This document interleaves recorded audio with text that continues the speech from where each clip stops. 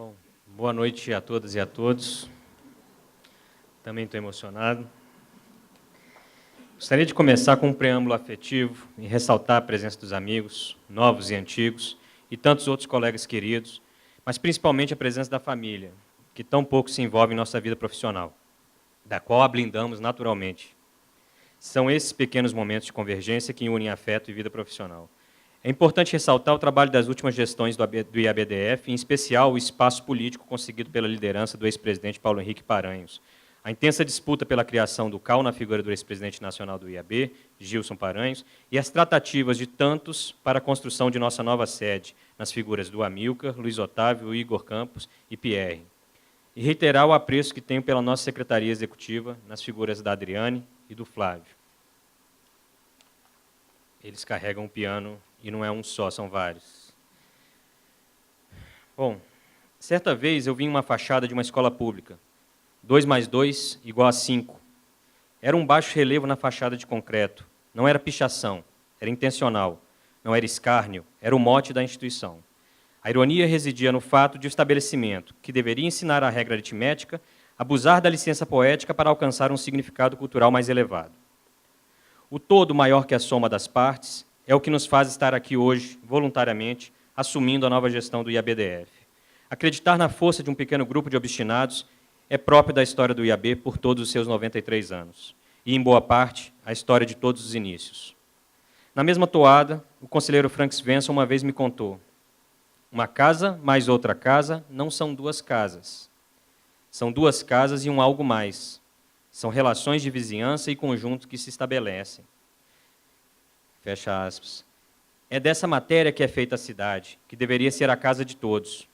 Foi o que perdemos no processo de urbanização brasileiro nos últimos 50 anos, e mais recentemente no programa Minha Casa Minha Vida, que soma casas, mas não faz cidades. Efeito de um processo socialmente perverso, o Brasil já é o país com maior percentual de população urbana do mundo, se excluirmos as cidades-estados e os micropaíses. Os arquitetos há muito perceberam que esse modelo afastava os moradores mais carentes da infraestrutura urbana, do emprego e da centralidade, e criava bairros dependentes de movimentos pendulares precários, com espaço público inexistente. Sinal maior da exclusão que lhes foi imposta, calou-lhes a voz, apartando-os da decisão política. É irônico notar que, atualmente, e por outras razões, principalmente baseado no medo da violência, o fenômeno se alastrou para as camadas mais abastadas da sociedade, que opta por morar em cidadelas privadas, em guetos reclusos que negam a cidade, como a percebeu Milton Santos, a cidade o lugar do encontro. A paranoia da insegurança tem levado um número crescente de brasileiros de classe média a afastar-se de um projeto comum de cidade e optar por uma espécie de show de Truman, a cidade ilusionista, ou como nos revelou o filósofo Eduardo Subirates, favelas de classe média. Entretanto, urbanização não é outra coisa que o oposto da ideia de defesa, é a ideia de troca, de contato. Hoje, um lote irregular em condomínio privado é, em muitos casos, proporcionalmente mais caro que o bairro mais elitista da cidade, o Lago Sul. Argumento criado deliberadamente pelo mercado imobiliário conseguiu forjar a ideia de que é inseguro morar com a casa direto na via pública, mesmo que a região contribua com índices de violência escandinavos. E eu tive a paciência de verificar no Anuário Estatístico do DF. É irrisório o índice. Cresci em uma superquadra violenta nos anos 80 e 90, uma comunidade com renda inferior àquela hoje levantada no local. Nos anos 70, a notícia era de que os apartamentos desocupados eram invadidos e tomados por traficantes que instalavam bocas de fumo e desafiavam a população local. Nos anos 80, houve cadáver no comércio local por conta de briga relacionada ao futebol de domingo. Fui assaltado 2 vezes debaixo do meu próprio bloco. Nos anos 90, há 21 anos, meus amigos de infância assassinaram, num típico e fútil revanchismo adolescente, um jovem de outra superquadra. Ainda assim, embora marcados profundamente por essas contingências, nunca deixamos de usar o pilotis. A juventude era outra, o lazer era outro, não havia internet, mas a experiência me mostrou como a elitização dos espaços de Brasília, e não a violência, é a maior corruptela de seu potencial de uso. É nesse acúmulo de camadas que uma cidade se expressa, todas, de certa forma, nascidas da necessidade de se habitar. Brasília inaugura um modo de vida que sintetiza boa parte da história da morada humana e busca resolver na superquadra a contradição entre densidade e habitação coletiva e a perda do contato com a natureza na sociedade industrial. O desenho da cidade evidencia a importância de a vida transcorrer em torno da residência e do trabalho, em torno dos equipamentos públicos, permeados pela natureza, pelo parque. É a nossa contribuição como arquitetos, mas não é o bastante. Mesmo na parcela de Brasília bem fornida de equipamentos comunitários, foram as horas a menos de escola e as crises econômicas que depredaram os serviços públicos que tiraram boa parte dos meus amigos de infância do caminho da civilidade, que lhes tiraram a oportunidade de seguir estudando, a fim de evitar o subemprego, as prisões, o pequeno tráfico, e que, mais tragicamente, acabou com a vida de Marco Antônio Velasco. Não se trata de lhes tirar a responsabilidade subjetiva da autoria e da falta de discernimento.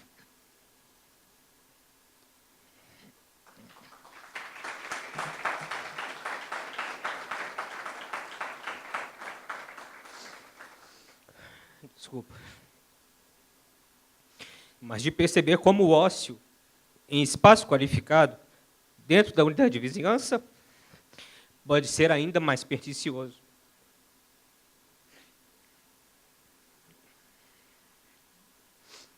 Esta chapa é fundada na crença de ampliação do campo do conhecimento, de que não podemos nos bastar na endogamia, que conhecidamente leva à degeneração. Abrimos-nos francamente ao diálogo com outras áreas do conhecimento, mais especificamente a geografia, expressa pela homenagem ao geógrafo Milton Santos, a sociologia, a antropologia, as artes e a engenharia. Dentro do nosso campo, entretanto, podemos contribuir na luta por um processo de planejamento independente, multidisciplinar e participativo, que não alheie a inteligência do debate nem menospreze a participação popular, que não se burocratize nem se perca nas letras mortas das leis, mas, ao contrário, transforme as normas na expressão concreta do direito coletivo à cidade. Talvez assim possamos recuperar o sentido original do que seja urbanismo e, mais amplamente, o sentido de política. Lutaremos, portanto, pela criação de um Instituto de Planejamento que não fique à mercê do calendário eleitoral, não se perca na insensibilidade da tecnocracia, nem manipule de forma casuística a participação popular. Sem abdicar da defesa de seus princípios no debate político, o IAB não capitulará frente aos interesses e tempos eleitorais. A cidade inventada por Lúcio Costa, patrimônio dos brasileiros, não é tombada por outro motivo que não o de ser bela. E temos dificuldade em reconhecer ou dar o devido valor à beleza. Como bem diz o conselheiro José Roberto Bassu, abre aspas, há cidades que são obras da natureza, como o Rio. Outras são obras do homem, como São Paulo, mas raras são obras de arte, como Brasília. No maniqueísmo dos discursos em ataque ou em defesa de Brasília, a estética é aviltada como se fosse algo menor ou como se estivesse em oposição ao que é bom ou funcional. É na ausência de reconhecimento da estética como campo de conhecimento que a cultura de nossa profissão afunda. Disse que a coisa é bonita, mas não funciona, como se tudo que fosse feio funcionasse perfeitamente. Infelizmente, a maioria das coisas feias tampouco funcionam. Brasília, belamente nascida, é tão maestro quanto seu criador. Muito obrigado.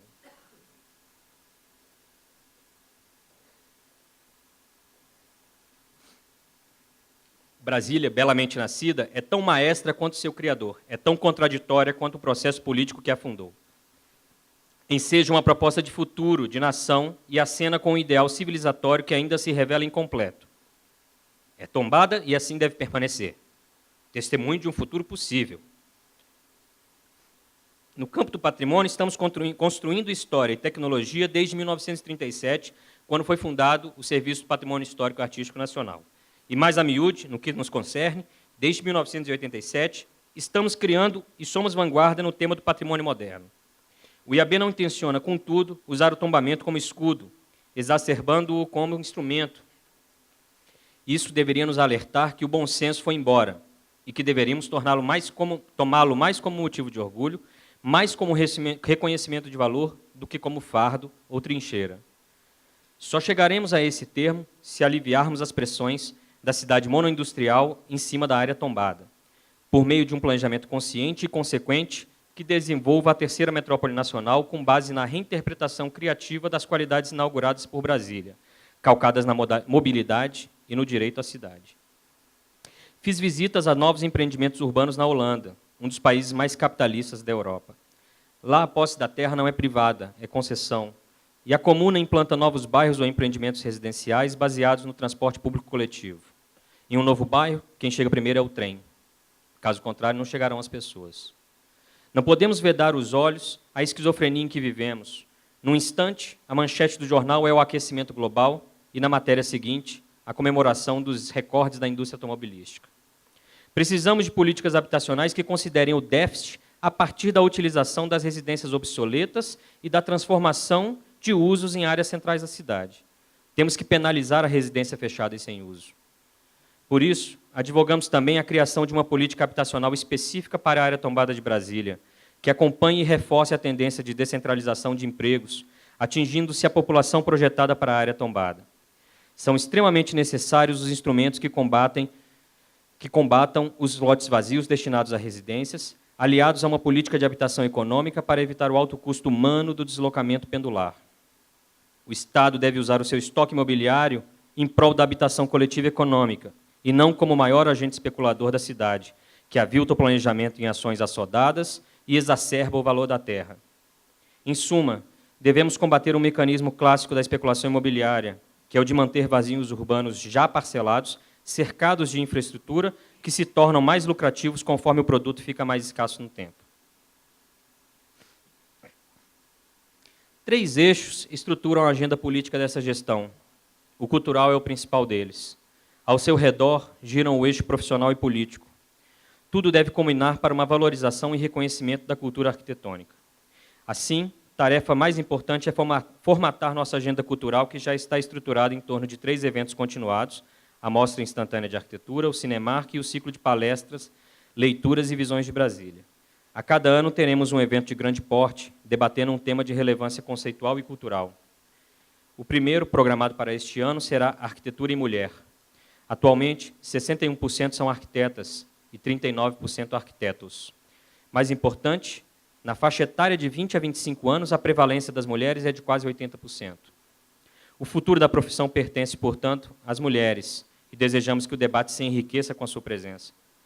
Esperamos que, ao fim da gestão, consigamos realizar a saudosa Bienal de Arquitetura de Brasília, voltada para o intercâmbio com as artes e com o patrimônio cultural e paisagístico da capital, bem como colocaremos a candidatura da cidade para sediar o próximo Congresso Brasileiro de Arquitetos em 2017, comemorando os 60 anos do concurso para o Plano Piloto de Brasília e o início de sua construção, os 30 anos da inscrição na lista do Patrimônio Mundial pela Unesco e, não menos importante, os 110 anos de nosso querido Oscar Niemeyer.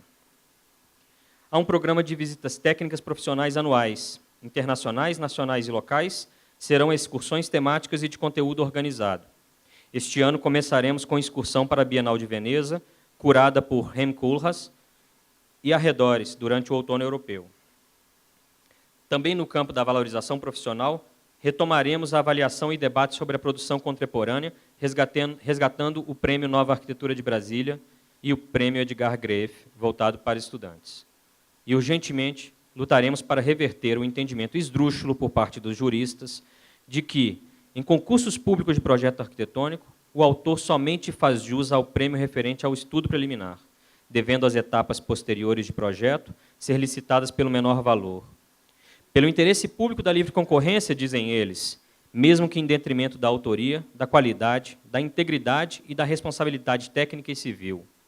Esta decisão do Pleno do Tribunal de Justiça do Distrito Federal e Territórios advém de um acórdão feito pelo TCU e tem o potencial de acabar com os concursos públicos de arquitetura, tema histórico e obrigação estatutária do IAB. O IAB continuará a refletir sobre o futuro e a lutar pelo alargamento do horizonte cultural e pela valorização da produção arquitetônica. Continuará a lutar pelo respeito e pela preservação das características que tornaram Brasília patrimônio da humanidade. Continuará a lutar, enfim, para que essas qualidades, que expressam a ideia de uma vida urbana condigna, sejam fruídas por todos, sem distinção.